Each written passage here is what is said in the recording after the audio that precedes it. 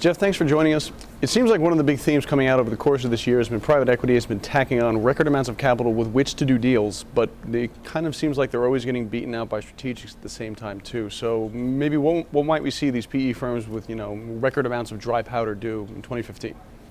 Yeah, no, it's been a great year from a private equity standpoint, although the environment's getting more challenging, and as you mentioned, corporates have come back to the market in a way that we haven't seen in 2013. So the tail end of 2014 has been much more competitive. And it is a challenge, as you mentioned. Dry powder's up, fundraising is at record levels for private equity, and it essentially means that the funds are facing a challenge in terms of how to deploy that capital. Roll back to the beginning of the year, there was a bit of a different issue, which was limiteds wanting more capital back. Portfolios were, in some cases, on the long end of the term duration, right. And therefore private equity has been pushing out a number of its businesses. Exits have been up.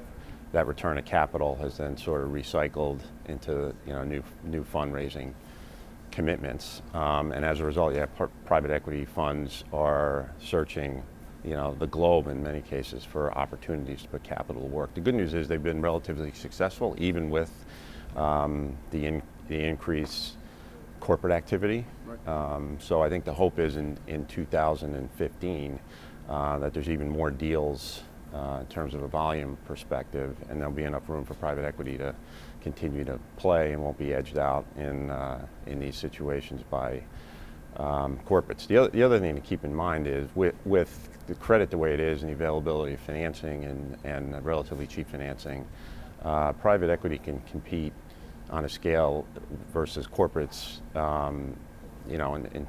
better than they have in the past.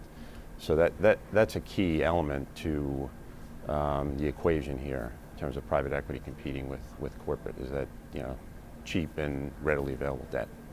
And I feel like the financing picture could change as early as mid-2015 if we start to see rates rise. What might private equity do in an environment where rates are actually increasing? Does that put them maybe more on the defensive in terms of M&A, or do they actually have an opportunity against the corporates? Yeah, I think it's interesting. I mean, it's clearly an element, and in terms of figuring out pricing of deals, it's the availability of capital, it's the availability of financing, but also the availability of financing it and looking at the rate equation. It factors in. I think the back end to that is expectation that there'll be more inflation, which will drive up sort of the performance of the businesses. So it's a moving target at times. It's clearly something that private equity will keep an eye on. But again, I don't think the expectation is the rate's going to jump up that quickly. So it's a factor, but I think it'll be a gradual factor that private equity will have to sort of factor in as we go forward. And it does, and make no mistake, it does impact the value equation at the end of the day. Figure out how much a business can be capitalized with, both from equity and financing. And so I guess maybe even more important than the lending rate issue, private equity firms specifically are seeing a lot of pressure coming out of Washington. What do you think in terms of regulatory pressure PE firms may have to deal with going forward that would be considered extra pressure on them? Yeah, it's interesting. I think there's two aspects here, and it goes along with financing. What's sort of new to the landscape is an increased regulation around banks and leverage lending, which clearly the private equity funds are keeping an eye on, and it in certain cases means having to interact with more, not only typical financing, traditional financing sources, but in some cases non-traditional, when looking to raise funds, because banks are and will be in 2015 under tighter regulatory regimes, which potentially will lead us to situations where there won't be as much financing in certain types of deals. So, because of that, that's a bit of a challenge, and that's really what we're seeing from sort of, the regulatory side and what we expect to see in 2015. You look at the funds themselves; they've been regulated for some time, and I think they're, while they're not completely comfortable with the whole notion of being regulated, I think, they've certainly enhanced their back office, and they've certainly responded to the regulatory demands.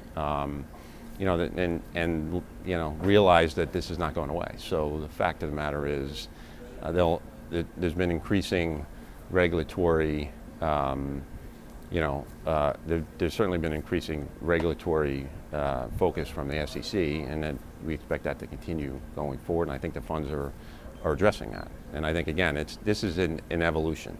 It went back from a few years ago. It went back to the Dodd-Frank regime that was put in place, and the funds had to adapt. And I think we'll continue to see it evolve so that funds will respond to the regulators, and their expectation is that this is not going away. So it's something that they take very seriously.